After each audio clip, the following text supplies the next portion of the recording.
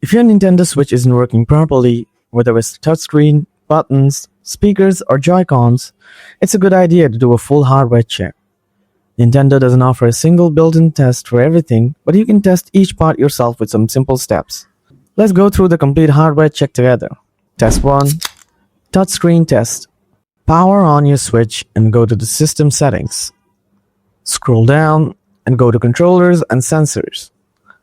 On the right side, scroll down a bit and select Test Input Devices. Choose Test Touchscreen from here. Follow the on-screen prompts and touch different areas of the screen. If touches don't register or lag, note which areas are faulty. Press the Home button to exit the test. Test 2. Joy-Con test. Go back to your system settings. Scroll down to controllers and sensors. Let's go to Test Input Devices once again. This time, choose Test Controller buttons. Now press each button on your Joy-Cons. Watch for correct responses. Once that is done and you are satisfied, tap the End option in the screen or hold any button to end the test. Let's also test our analog stick. Go back to Controllers and Sensors.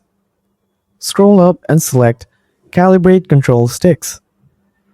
Now just follow the instructions and check for drifting or stuck movement. In my opinion, this is the most important test. Nobody wants to suffer from Joy-Con drifting.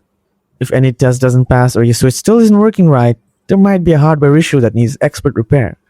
You can reach out to Nintendo support or take it to a nearby repair shop for help. I hope this guide made checking your Switch easy. Share your results in the comments if you want advice on the next steps.